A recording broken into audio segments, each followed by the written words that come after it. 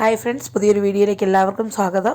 അപ്പോൾ എന്തൊക്കെയാണ് വിശേഷങ്ങൾ? എല്ലാവർക്കും സുഖമാണെന്ന് വിശ്വസിക്കുന്നു. അൽഹംദുലില്ലാ, ഞാനിവിടെ സുഖമായിരിക്കുന്നു. അപ്പോൾ ഇന്നത്തെ ഒരു വീഡിയോ എന്ന് പറഞ്ഞു കഴിഞ്ഞാൽ തിങ്കളാഴ്ച ദിവസത്തെ വീഡിയോ ആണ് കേട്ടോ. ഇത് വിശേഷമാണ് ഞങ്ങളിവിടെ കാണിക്കുന്നത്. ഇതുവരെയും സബ്സ്ക്രൈബ് ചെയ്ത് സപ്പോർട്ട് ചെയ്യാത്ത കൂട്ടുകാരുണ്ടെങ്കിൽ ഒന്ന് സബ്സ്ക്രൈബ് ചെയ്ത് സപ്പോർട്ട് ചെയ്യാനായിട്ട് മറക്കരുത്. ഈ വീഡിയോ നിങ്ങൾക്ക് ഇഷ്ടപ്പെട്ടാൽ ലൈക്കും ഷെയറും കമൻറ്റും ഒക്കെ ചെയ്തൊന്ന് സപ്പോർട്ട് ചെയ്യണേ. അപ്പോൾ നമുക്ക് ഇന്നത്തെ ഒരു വിശേഷങ്ങൾ നോക്കാം. ആദ്യം തന്നെ നല്ല കുരുമുളകൊക്കെ പഴുത്ത് അടിപൊളിയായിട്ട് വരുന്നുണ്ട് കേട്ടോ. എന്താണെന്നറിയില്ല കേട്ടോ, ഇപ്പോൾ സമയം തെറ്റിയാണ് കുരുമുളക് പഴുക്കുന്നത്. കഴിഞ്ഞോരിടയ്ക്ക് ഞാൻ കുരുമുളക് പറിച്ച് ഉണക്കുന്ന വീഡിയോ ഒക്കെ നിങ്ങളെ കാണിച്ച് തന്നിരിക്കുന്നതാണ്. എന്തായാലും ഇവിടെ നിൽക്കട്ടെ. മീനൊക്കെ വാങ്ങിക്കുമ്പോൾ നല്ല കുരുമുളകൊക്കെ ഇട്ട് പുരട്ടി നമുക്ക് പച്ചമീനൊക്കെ വറുത്ത് അടിപൊളിയായിട്ട് കഴിക്കാം. കുരുമുളക് ഇട്ട് മത്തി വറുത്തെടുക്കുന്നതാണ് ഏറ്റവും ടേസ്റ്റായിട്ട് തോന്നിയിട്ടുള്ളത്. ഇന്ന് രാവിലെ കാപ്പിക്ക് നമുക്ക് മൈദാ മാവിൻ്റെ അടയാണ് കേട്ടോ. കപ്പ, ചക്ക ആ വക സാധനങ്ങളൊന്നും ഇല്ലാത്തതുകൊണ്ട് മാത്രമാണ് കേട്ടോ ഇന്ന് മൈദ കലക്കി പെട്ടെന്ന് അട ചുട്ടത്. സാധാരണ അവധി ദിവസം കപ്പയോ ചക്കയോ എന്തെങ്കിലുമൊക്കെ കാണും. ഇന്ന് ഫത്താഹിന് പള്ളിയിൽ പോകണം, അതുകൊണ്ട് തന്നെ അവന് മൈദയുടെ അട മതിയെന്ന് പറഞ്ഞിരുന്നു. അങ്ങനെ രാവിലെ എല്ലാം കാപ്പിയൊക്കെ കുടിച്ച് ഫത്താഹിനെയും കൊണ്ട് പള്ളിയിലേക്ക് കാക്കു വിടാൻ പോയിട്ടുണ്ട്. അപ്പോഴേക്കും കുറച്ച് അടുക്കളപ്പണിയുണ്ട് കേട്ടോ. ഇന്നൊരു പാവയ്ക്ക തീയൽ വെക്കാനാണ്. പാവയ്ക്ക തീയലും ചോറും ഒക്കെ വെച്ചിട്ട് പറമ്പിൽ ഇന്ന് കുറച്ച് പണിയുണ്ട്. അപ്പോൾ കാക്ക ഉള്ളത് കൊണ്ട് ചെയ്തു തരാമെന്ന് പറഞ്ഞു കേട്ടോ. ഫ്രണ്ട് മിറ്റുമൊക്കെ കാട് പിടിച്ച് കിടക്കുകയാണ്, ചെത്തി തരാമെന്ന് പറഞ്ഞു. എന്നാൽ പെട്ടെന്ന് പണിയൊക്കെ തീർത്തിട്ട് പോകാമെന്ന് കരുതി. ഇതാണ്ട് ഉള്ളിയും പച്ചമുളകും വെച്ചെടുത്ത് കഴുകി ഇവിടെ വൃത്തിയാക്കി വെച്ചിട്ടുണ്ട്. ഇനി പാവയ്ക്കയാണ് ഒന്ന് കട്ട് ചെയ്തെടുക്കേണ്ടത്. തീയൽ വെക്കേണ്ട സൈസിന് ഒന്ന് അരിഞ്ഞെടുക്കാനാണ് കേട്ടോ. ആദ്യം വട്ടത്തി മുറിച്ച് പാവയ്ക്കയുടെ അകത്തെ അരിയെല്ലാം കളഞ്ഞ് വൃത്തിയാക്കി കഴുകിയെടുത്ത ശേഷമാണ് പാവയ്ക്ക അരിഞ്ഞെടുക്കുന്നത്. അത് നീളത്തിലാണ് കേട്ടോ പാവയ്ക്ക തീയൽ വെക്കാനായിട്ട് അരിഞ്ഞെടുത്തേക്കുന്നത്. ആദ്യം ഉള്ളിയും പച്ചമുളകും ഒക്കെ അരിഞ്ഞെടുത്ത ശേഷമേ പാവയ്ക്ക നമ്മൾ നീളത്തിൽ അരിഞ്ഞെടുത്തിട്ടുള്ളൂ. പാവയ്ക്ക മുറിക്കുന്നതും എല്ലാം റെഡിയാക്കി കഴിഞ്ഞായിരുന്നു കേട്ടോ. ഈ പാവയ്ക്ക കഴിക്കുകയല്ലെന്ന് ഉറപ്പുള്ളത് കൊണ്ടാണ് ആദ്യം തന്നെ പാവയ്ക്ക കട്ട് ചെയ്ത് വെച്ചിരിക്കുന്നത്. കഴിക്കുന്ന പാവയ്ക്കയാണെങ്കിൽ ഏറ്റവും ലാസ്റ്റ് പാവയ്ക്ക കട്ട് ചെയ്ത് പെട്ടെന്ന് അരിഞ്ഞ് വഴറ്റിയെടുക്കും കേട്ടോ. അതാണ്ട് ഇവിടെ പാവയ്ക്ക ഇങ്ങനെയാണ് തീയലിന് അരിഞ്ഞെടുക്കുന്നത്. ഒരുപാട് നീളവും വേണ്ട, ഒരുപാട് വണ്ണവും വേണ്ട, ആ രീതിയിൽ അത്യാവശ്യം നമുക്കൊന്ന് വഴറ്റിയെടുക്കണം എണ്ണയ്ക്കകത്ത്. പെട്ടെന്ന് വേവുകയും ചെയ്യണം, ആ രീതിയിലൊന്ന് അരിഞ്ഞെടുത്തിട്ടുണ്ട്. അരിഞ്ഞെടുത്ത പാവയ്ക്ക എല്ലാം അവിടെ മാറ്റി വെച്ചിട്ടുണ്ട് കേട്ടോ. ഇനി പാവയ്ക്ക തീയൽ വെക്കാനുള്ള അരപ്പിനായിട്ട് തേങ്ങയാണ് ചുരണ്ടി എടുത്തിരിക്കുന്നത്. ആ തേങ്ങ ഒന്ന് ഇരുമ്പ് ചീനച്ചട്ടിയിലിട്ടാണ് ഞാൻ വറുത്തെടുക്കുന്നത്. ഇരുമ്പ് ചീനച്ചട്ടിയിലാകുമ്പോൾ തേങ്ങയിൽ നിന്ന് എണ്ണ നല്ലതുപോലെ പുറത്തേക്ക് ഇറങ്ങും. അപ്പം എണ്ണ ഒഴിച്ചു കൊടുത്ത് വറുത്തെടുക്കേണ്ട. കറികൾക്കൊക്കെ എണ്ണ വളരെ കുറയ്ക്കുന്നതാണ് കേട്ടോ. എണ്ണ ഇല്ലാഞ്ഞിട്ടോ ഒഴിക്കാനുള്ള പിശുക്കുകൾ കൊണ്ടോ ഒന്നുമല്ല. കാരണം നമ്മൾ ഒരുപാട് ഡയറ്റ് ചെയ്താണ് ഞങ്ങൾ രണ്ടുപേരും. അപ്പോൾ കുറച്ച് കറികളുടെയൊക്കെ ഇതായിട്ട് പിന്നെയും പഴയതുപടി തന്നെ വെയിറ്റ് കൂടിയിട്ടുണ്ട്. അതുകൊണ്ട് അത് കുറയ്ക്കാൻ വേണ്ടിയിട്ടാണ് കേട്ടോ അങ്ങനെ തേങ്ങയൊന്ന് ചുരണ്ടിയത് ഇരുമ്പ് ചീനച്ചട്ടിയിലേക്ക് ഇട്ട് കൊടുത്ത് നന്നായിട്ടൊന്ന് വറുത്തെടുക്കുന്നുണ്ട്. അപ്പം ഈ തേങ്ങ ചുരണ്ടിയ ശേഷം ഒന്ന് മിക്സിയിൽ അടിച്ചെടുത്തിരുന്നെങ്കിൽ എല്ലാം ഒരുപോലെ തന്നെ കിട്ടി പെട്ടെന്ന് മൂത്ത് വന്നേനെ. ഇതിപ്പോൾ ഇങ്ങനെ മൂത്ത് വന്നിരിക്കുന്നത് മിക്സിയിൽ അങ്ങനെ അടിച്ചെടുക്കാഞ്ഞിട്ടാണ് കേട്ടോ.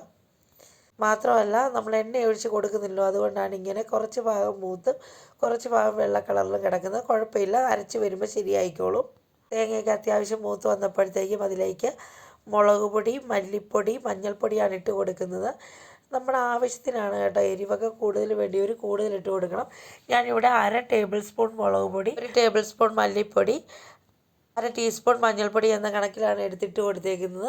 പിന്നെ പച്ചമണം മാറുവോളം നന്നായിട്ടൊന്ന് മൂപ്പിച്ചെടുത്ത ശേഷം തണുക്കാനായിട്ട് മാറ്റി വെച്ചിട്ടുണ്ട്. ഇരുമ്പ് ചീനിച്ചട്ടിയിൽ തേങ്ങ വറുത്തെടുത്തേക്കുന്നത് കൊണ്ട് തന്നെ ഇരുമ്പ് ചീനിച്ചട്ടിയിലായിട്ട് വറക്കാൻ മാറ്റി വെച്ചില്ല കേട്ടോ. പകരം പെട്ടെന്ന് അതൊരു പ്ലേറ്റിലേക്കാണ് കോരി മാറ്റുന്നത്. അല്ലെങ്കിൽ ഇരുമ്പ് ചീനിച്ചട്ടി ചൂട് പെട്ടെന്ന് പോകത്തില്ലാത്തതുകൊണ്ട് തന്നെ അത് കരിഞ്ഞു പോകാൻ ചാൻസ് ഉണ്ട്. അതുകൊണ്ടാണ് പ്ലേറ്റിലിട്ട് നല്ലതായിട്ട് തണുക്കാനായിട്ട് വെച്ചിട്ടുണ്ട് കേട്ടോ. വറുത്തെടുത്ത തേങ്ങയൊക്കെ ഒന്ന് തണുത്ത് വരുന്ന സമയം കൊണ്ട് ഇതാണ്ട് ചീനിച്ചട്ടി ഒന്ന് കഴുകിയെടുത്ത് ഒന്ന് അതിലേക്ക് പാവയ്ക്കായും ഉള്ളിയെല്ലാം കൂടെ വഴറ്റിയെടുക്കാൻ വേണ്ടിയിട്ടാണ്. അപ്പോൾ ഈ ഇരുമ്പ് ചീനിച്ചട്ടി ശരിക്കും പറഞ്ഞു കഴിഞ്ഞാൽ എനിക്ക് ഭയങ്കര യൂസ്ഫുള്ളാണ് കേട്ടോ.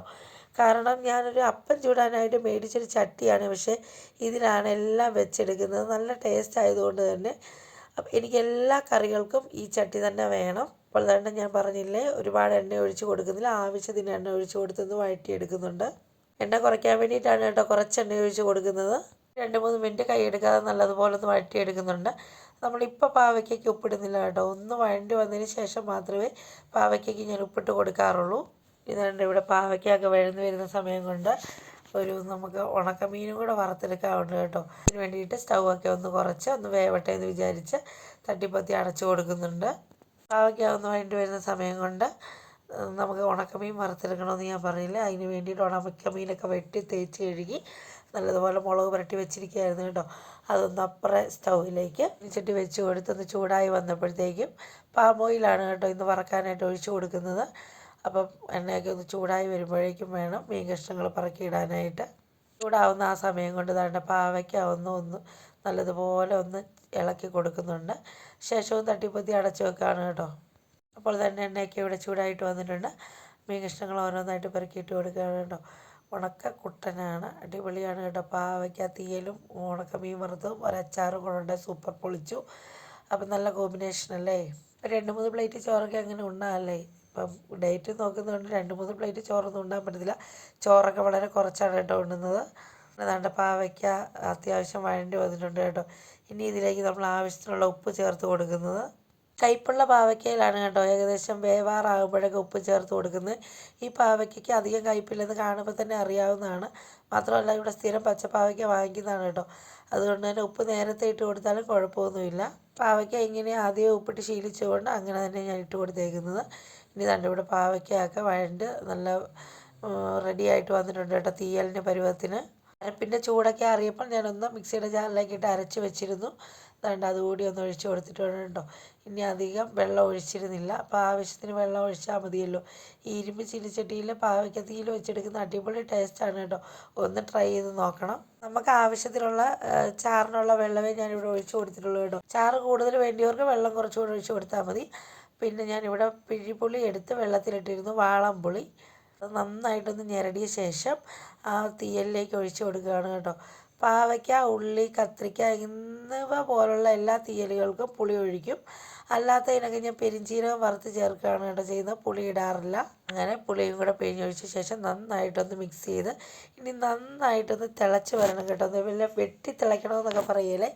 തീയലായതുകൊണ്ട് ഒന്ന് നന്നായിട്ട് വെട്ടിത്തിളയ്ക്കണം. വെട്ടിത്തിളച്ച് ഒരു 2-3 മിനിറ്റ് കഴിയുമ്പോഴത്തേന് സ്റ്റൗ ഓഫ് ചെയ്യാം കേട്ടോ. ഇനി ഇതിലേക്ക് കടുക് വറുത്തൊഴിക്കണമെങ്കിൽ ഒഴിക്കാം. ഞാൻ പറഞ്ഞില്ല എണ്ണ കഴിവതും ഒഴിവാക്കുകയാണെന്ന്. അതുകൊണ്ട് മാത്രമാണ് കേട്ടോ ഞങ്ങളിവിടെ ഉള്ളിയൊക്കെ മൂപ്പിച്ച് കടുക് വറുത്തൊഴിക്കാത്തത്. അല്ലെങ്കിൽ ഇതിന് കടുകും കൂടെ വറുത്തൊഴിക്കുമ്പോൾ അടിപൊളി ടേസ്റ്റായിട്ട് കിട്ടും. അങ്ങനെ 2-3 മിനിറ്റ് തിളച്ച ശേഷം ദാണ്ട് സ്റ്റൗ നിർത്തി അടച്ചു വെച്ചിട്ടുണ്ട് കേട്ടോ. അപ്പോഴേക്കും ദാണ്ട് ഇവിടെ ഉണക്കമീനും വറുത്ത് റെഡിയായിട്ട് വന്നിട്ടുണ്ട്. എണ്ണയിൽ നിന്നും കുറച്ചൊന്ന് മാറ്റിയിട്ടതാണ് കേട്ടോ. ഇനി നമുക്ക് മുറ്റത്തേക്ക് പോകണം. കാക്കു ഉള്ളത് കൊണ്ട് ഞാൻ പറഞ്ഞില്ലേ മുറ്റം ചെത്തി തരാമെന്ന് പറഞ്ഞിട്ടുണ്ട്.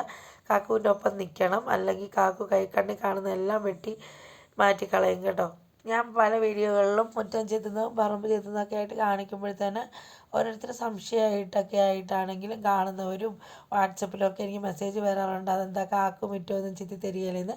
ചെത്തിത്തരും, പറമ്പൊക്കെ ചെത്തിത്തരും. പക്ഷെ വേറൊരു കാര്യമുണ്ട്, കാക്കു ചെത്തുന്നിടം നല്ല നീറ്റായിട്ടേ ചെത്തുള്ളൂ. കൂടുതലും എൻ്റെ പച്ചക്കറിയെല്ലാം നശിപ്പിച്ച് കളയും. പ്രത്യേകിച്ച് ഫ്രണ്ട് മുറ്റത്ത് പച്ചക്കറി നടാനൊന്നും സമ്മതിക്കത്തില്ല കേട്ടോ. പച്ചക്കറിയും ചെടിയും ഒന്നും ശ്രദ്ധിക്കാതെ എല്ലാം ചെത്തി ദൂരെ കളയും. അതുകൊണ്ട് തന്നെ എന്നാൽ കാക്കുവിൻ്റെ ഒപ്പം നിൽക്കണം കേട്ടോ. ഇന്ന് എനിക്ക് ഏലത്തിന് കുറച്ച് പണികളുണ്ടായിരുന്നതാണ്. ഞാൻ ഈ അടുക്കളപ്പണിയെല്ലാം കഴിഞ്ഞ് നേരെ ഏലത്തിലേക്ക് പോയതാണ്. ഏലത്തിനൊരു മരുന്നിട്ട് കൊടുക്കാനുള്ളത് കൊണ്ട് അത്യാവശ്യം ഒന്ന് ജസ്റ്റ് ഒന്ന് കവാത്തെടുത്ത് വിട്ടാൽ മതി. കവാത്തല്ല, അകത്തെങ്ങാനും ചപ്പ് വീണിട്ടുണ്ട് ഒന്ന് വലിച്ചു കൊടുത്താൽ മതി. ഈയിടെ എല്ലാം ചെയ്ത് വെക്കുന്നതുകൊണ്ട് നല്ല വൃത്തിയായിട്ട് കിടക്കുമായിരുന്നു. പക്ഷേ കണ്ണി കാണുന്നതെല്ലാം ചെത്തി കളയുന്നതുകൊണ്ട് കാക്കുവിൻ്റെ ഒപ്പം തന്നെ നിൽക്കണം. അങ്ങനെ ഞാൻ കയറി വന്നതാണ് കേട്ടോ വിളിച്ചിട്ട്. അപ്പോൾ അതൊക്കെ കൊണ്ടാണ് കേട്ടോ ഞാൻ തന്നെ ചെത്തുന്നത്. ഞാൻ തന്നെ ചെത്തി കഴിയുമ്പോൾ ഇത്രയും ക്ലിയറും ആകുകയില്ല. കാക്കു ചെത്തിക്കഴിഞ്ഞാൽ നല്ല സൂപ്പറായിട്ട് മുറ്റമൊക്കെ നല്ല വൃത്തിയായിട്ട് കിടക്കും കേട്ടോ. പക്ഷേ ഇതാണ് കാര്യം, പച്ചക്കറിയോ അല്ലെങ്കിൽ ഇഞ്ചിയോ ഒന്നും നട്ടു വെച്ചേക്കുന്നത് ശ്രദ്ധിക്കുകയില്ല. അതെല്ലാം ചെത്തി വൃത്തിയാക്കി നല്ല വെടുപ്പാക്കി എടുക്കും. കാക്കു പറയുന്നത് ഫ്രണ്ട് മുറ്റമല്ലേ, ഇതൊന്നും വേണ്ട, പാമ്പ് കയറുമെന്നൊക്കെയാണ് കേട്ടോ. പക്ഷെ പച്ചക്കറികൾ കൂടുതലും ഈ ഭാഗത്ത് ഇട്ട് കൊടുത്താലാണ് പിടിക്കുന്നത്. അത്യാവശ്യം വെയിലും ഷെയ്ഡില്ലാത്തതൊക്കെ ഇവിടെയാണ് കേട്ടോ. എന്ത് ചെയ്യാൻ കാക്കു സമ്മതിക്കത്തില്ല. അഥവാ ഞാൻ നട്ടു വെച്ച് കഴിഞ്ഞാലും ആൾ ചെത്താൻ ഇറങ്ങുമ്പോൾ അതെല്ലാം ചെത്തി ദൂരെ കളയും. അപ്പോൾ നമുക്ക് സങ്കടമാകും. അതുകൊണ്ട് തന്നെ ഞാൻ ഈ ഫ്രണ്ട് ഭാഗത്തൊന്നും നടാൻ നിൽക്കുകയില്ല കേട്ടോ. ചെടികളൊക്കെ ആണെങ്കിൽ കുറേയൊക്കെ സൂക്ഷിക്കും. ചെടിച്ചട്ടിക്കകത്ത് ചെടി നട്ടോണമെന്നാണ് പറയുന്നത്. കഴിഞ്ഞ ദിവസം മഴയായതുകൊണ്ട് ഞാൻ ആ സൈഡിലോട്ട് കുറച്ച് കൊതുമ്പും മടലും ഒക്കെ പറക്കി വെച്ചാണ് കേട്ടോ. എന്നെ വിളിച്ചിട്ട് പറഞ്ഞു അത് ഞാൻ മൂടിക്കളയണമെങ്കിൽ പറക്കി മാറ്റാൻ പറഞ്ഞു. അതുകൊണ്ട് മാത്രം ഞാൻ ഇറങ്ങി വന്നതാണ് പറക്കി മാറ്റാനായിട്ട്. അല്ലേ പറഞ്ഞതുപോലെ തന്നെ അത് മണ്ണിനടിയിലാക്കി കളയും കേട്ടോ. ഞാൻ ആദ്യമേ കാര്യമായിട്ട് ബുദ്ധി പറഞ്ഞു കൊടുത്താണ് കേട്ടോ. എല്ലാ സൈഡിലേക്ക് വേലിയിലേക്ക് വലിച്ചു വെക്കാനായിട്ട്. അത് കേട്ടില്ല. അതിന് പകരം വെള്ളം, ഒരു ഓടയുണ്ട്, തുണി അലക്കുന്ന വെള്ളമൊക്കെ പോകുന്നത് എല്ലാം അങ്ങ് അടച്ചു വെച്ചു. ഇതെല്ലാം കഴിഞ്ഞ് വൈകിട്ടാണ് മനസ്സിലായത് ഇനി വെള്ളം എങ്ങോട്ട് പോകുമെന്നുള്ളത്. പറഞ്ഞപ്പോൾ കേട്ടില്ല കേട്ടോ. സ്വന്തമായിട്ട് തോന്നുന്നതേ ചെയ്യുള്ളൂ. നമ്മൾ എന്നാ പറഞ്ഞു കൊടുത്താലും ചെയ്യുകയില്ല. ഞാൻ ആകുന്ന പറഞ്ഞു ആ വേലിയിലോട്ട് വലിച്ചു വെച്ച് ഒരു തടം പോലെ എടുത്ത് തരുവാണെങ്കിൽ ഞാൻ പയറ് നട്ടോളാമെന്ന്. പയറ് നടണമെന്ന് കേട്ടപ്പോൾ തന്നെ മൈൻഡ് ചെയ്യാതെ നിന്ന് അത് അവിടെ ആ പോകുന്ന ഓടയെല്ലാം അടച്ചു വെച്ച് മണ്ണ് വെട്ടി ചാടിക്കുമായിരുന്നു. സേവന വാരത്തിൽ ഇറങ്ങിയേക്കുന്ന പോലെയാണ് കേട്ടോ. ബാത്റൂമിൻ്റെ മണ്ടയിലൊരു വാഴ വീണിട്ട് അത് എടുക്കാൻ പറ്റത്തില്ലായിരുന്നെങ്കിൽ എടുത്താൽ ഷീറ്റ് പൊട്ടുമായിരുന്നു. കുറച്ച് ദിവസമായിട്ട് ബാത്റൂമിൻ്റെ മണ്ടയിൽ ആ വാഴയുണ്ട്. അപ്പോൾ ഈ കുറച്ചായിട്ട് വാടി കിട്ടിയപ്പം അതെടുക്കാൻ പറ്റി കേട്ടോ. വലിച്ചെടുക്കാൻ എളുപ്പമായിരുന്നു. പച്ചയ്ക്ക് നമുക്കൊരിക്കലും വലിച്ചെടുക്കാൻ പറ്റത്തില്ലായിരുന്നു. ഷീറ്റ് ഉൾപ്പെടെ ഊർന്നു വരുമായിരുന്നു. അങ്ങനെ ബാത്റൂമിൻ്റെ മണ്ടവശം ക്ലിയർ ആക്കി എടുത്ത് കേട്ടോ. ഇനി കുറേ വാഴകൾ നിൽക്കും. എങ്ങനെങ്കിലും കുറേയൊക്കെ വെട്ടിക്കളയണം, അല്ലെങ്കിൽ ഇത് തന്നെയായിരിക്കും അവസ്ഥ. താഴേക്ക് ഇറക്കി തന്ന വാഴയുടെ വേസ്റ്റൊക്കെ ഒന്ന് കൊണ്ട് കളഞ്ഞുകൊണ്ടിരുന്ന സമയത്ത് കുമോളാണ് കേട്ടോ വീഡിയോ എടുക്കാൻ വന്നത്. ആ സമയം കൊണ്ട് ദാണ്ട് ചിലിമ്പിപ്പുളി വെട്ടിക്കളഞ്ഞു. ശ്രദ്ധിച്ചില്ല. ഞാൻ കണ്ടിരുന്നെങ്കിൽ വെട്ടാൻ സമ്മതിക്കുകയില്ലായിരുന്നു. കാരണം കഴിഞ്ഞ വർഷം അത് കന്നി കായ്ച്ച പുളിയായിരുന്നു. അത്യാവശ്യം നല്ലതായിട്ട് പൂത്തൊക്കെ നിൽക്കുമായിരുന്നു കേട്ടോ. ഇവിടെ തണലിൻ്റെ കാരണം ഈ ചിലിമ്പൻപുളി ഇങ്ങനെ കയറിയേക്കുന്നതാണെന്നും പറഞ്ഞ് വട്ടത്തിൽ വെട്ടിവിട്ടാൽ അത് പൊട്ടിക്കിളുത്തോളൂ എന്നൊക്കെ പറഞ്ഞ് അതങ്ങ് വെട്ടിവിട്ടു കേട്ടോ. കാരണമൊക്കെ കൊണ്ടാണ് എത്ര കഷ്ടപ്പെട്ടാലും ബുദ്ധിമുട്ടിയാലും ഞാൻ തന്നെ അങ്ങ് ചെത്തുന്നതും വൃത്തിയാക്കാൻ ശ്രമിക്കുന്നതും. അല്ലാതെ ചെയ്തു തരികയില്ലാഞ്ഞിട്ടല്ല കേട്ടോ. ഇങ്ങനെ ഇതൊക്കെ നശിപ്പിക്കുന്നത് കാണുമ്പോൾ നമുക്ക് സങ്കടം വരും. അതുപോലെ പാടുപെട്ട് നട്ട് പിടിപ്പിച്ചതാണ്. എല്ലാം കഴിഞ്ഞ് ലാസ്റ്റാണ് കേട്ടോ ഞാൻ ഈ കൊന്നയില എവിടെ നിന്നാണ് വന്നതെന്ന് അന്വേഷിച്ചപ്പോഴാണ് എനിക്ക് മനസ്സിലായത് കൊന്നയല്ലിത് ആ ചിലുമ്പൻപുള്ളിയുടെ ഇലയാണെന്ന്. നല്ലതുപോലെ തെളിഞ്ഞ് വെയിലൊക്കെ കയറി. എന്നാലും ഒരു സങ്കടമായി എൻ്റെ ചിലുമ്പൻപുളി. ഇതൊക്കെ കഴിഞ്ഞ് ദാണ്ട മുകളിലോട്ട് ടാങ്ക് ഇരിക്കുന്ന ഭാഗവും വൃത്തിയാക്കി തന്നിട്ട് ഷെഡൊക്കെയാണ് ഇവിടെ ഇത്രയേ വൃത്തിയാക്കിയുള്ളൂ. ബാക്കി എൻ്റെ ഡ്യൂട്ടിയാണ്. കാരണം ഇവിടെ ഇഞ്ചി നിൽപ്പുണ്ട്. കാക്ക വൃത്തിയാക്കാൻ വന്നു കഴിഞ്ഞാൽ ആ ഇഞ്ചി മുഴുവനും വെട്ടി അരിഞ്ഞ് കുഴിച്ച് മൂടിക്കളയും. അപ്പോൾ എന്നോട് പറഞ്ഞു ഇഞ്ചിക്കകത്ത് കാട് പറിക്കുമോ, ബാക്കി എന്നോട് ചെയ്തോളാൻ പറഞ്ഞു. ഇനി ഇതിൻ്റെ ബാക്കി ഞാൻ വൃത്തിയാക്കിക്കോളാമെന്ന് ഏറ്റു കേട്ടോ. അപ്പോൾ കൈക്കാണ് ഞാൻ ഇഞ്ചിയുടെ അകത്തെ കാടൊക്കെ പറിച്ചെടുത്ത്. കാരണം ഇവിടെ അടുത്തടുത്തായിട്ടാണ് കേട്ടോ ഇഞ്ചി നിൽക്കുന്നത്. ഒരു 5 വർഷം മുമ്പ് കുറച്ച് ഇഞ്ചി വിത്ത് വാങ്ങിയിട്ട് കൊടുത്തതാണ്. അത് നമ്മൾ ആവശ്യത്തിനൊക്കെ പറിച്ചതാണ്. എങ്കിലും നമുക്കിപ്പോഴും ആവശ്യത്തിന് ഇഞ്ചി കിട്ടുന്നുണ്ട് കേട്ടോ. പറിച്ച ശേഷം ഞാൻ അവിടെ ആ ബാക്കി വരുന്ന തടയൊക്കെ അവിടെ കുഴിച്ച് വെക്കാറാണ് പതിവ്. ഞാൻ തന്നെയാണ് കേട്ടോ ഈ തടയൊക്കെ എടുത്ത് ഇട്ടത്. തെങ്ങിന് വിറക് വെച്ചേക്കുന്നുണ്ട്. കുറച്ച് ഭാഗമേ തടം എടുക്കാൻ പറ്റുള്ളൂ. അതൊക്കെ അടുത്ത ദിവസമായിട്ട് ഞാൻ എടുക്കും. ഇഞ്ചിയുടെ എല്ലാം വൃത്തിയാക്കി ഞാൻ ആ കാടൊക്കെ കുഴിച്ച് മൂടിയെടുത്തു. അത്യാവശ്യം കോഴിയുടെ ചൂടൊക്കെ കിളച്ചെടുത്ത് കേട്ടോ. കുറേ എനിക്ക് വിറകും കിട്ടി. കാക്ക വരുന്ന ഇതെല്ലാം മണ്ണിനടി കളഞ്ഞേനെ.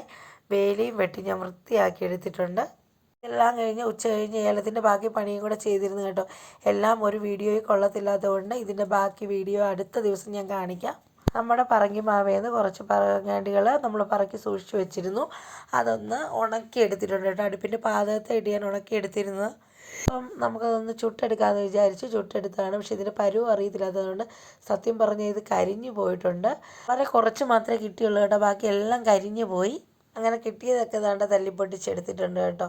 ഇനി കുറച്ചുകൂടെ ഉണ്ട്. ഞാൻ കാണിച്ചതാണ്. ദാണ്ട ഇത്രയും കിട്ടി. അപ്പം ഇതിനെ ഒന്ന് 3-4ആയിട്ടൊക്കെ വീതിച്ചിട്ടോ. കൂടുതലും മക്കൾക്ക് കൊടുക്കാനായിട്ടായിരുന്നു. നമ്മൾ വാങ്ങിക്കുന്നതിനും ടേസ്റ്റല്ലേ ചുട്ടെടുത്ത് പൊട്ടിച്ചെടുക്കുന്നത്. അടിപൊളി ടേസ്റ്റും ആയിരുന്നു കേട്ടോ. എന്താണെങ്കിലും ഇന്നത്തെ യുദ്ധങ്ങളെല്ലാം കഴിഞ്ഞ് കുളിയും കാര്യങ്ങളും എല്ലാം കഴിഞ്ഞ് വൈകിയാണ് കേട്ടോ അകത്ത് കയറി വന്നത് തന്നെ. ഫത്തായിനെ പഠിപ്പിക്കാനായിട്ടായിരുന്നതാണ്. ആദ്യം ഫത്തായിൻ്റെ സംയുക്ത ഡയറിയാണ് കേട്ടോ നോക്കുന്നത്. അമ്മയും കുട്ടിയും ടീച്ചറും കൂടെ ചേർന്ന് എഴുതുന്ന ഡയറിയാണ് സംയുക്ത ഡയറി. അപ്പോൾ 2-3 ദിവസത്തത് ക്ലിയർ ചെയ്യാനുണ്ടായിരുന്നു. ശനി, ഞായർ, തിങ്കൾ. അപ്പോൾ ഈ 3 ദിവസത്തെ അവൻ എഴുതി വെച്ചിട്ടുണ്ടായിരുന്നു. അതിലെ തിരുത്തുകളൊക്കെ തിരുത്തുകയും എഴുതേണ്ടതൊക്കെ പറഞ്ഞു കൊടുത്ത് എഴുതിക്കുകയൊക്കെ ചെയ്തിരുന്നു. അപ്പോൾ ഇന്നത്തെ ഒരു കുഞ്ഞു വിശേഷം ഇത്രയൊക്കെ തന്നെ ഉള്ളൂ കേട്ടോ. ഇഷ്ടപ്പെട്ടാൽ എന്നെ ഒന്ന് സപ്പോർട്ട് ചെയ്യാൻ മറക്കരുത്. കൂടുതൽ വിശേഷങ്ങളൊക്കെ ആയിട്ട് അടുത്തൊരു വീഡിയോയിൽ കാണും വരെ ബൈ.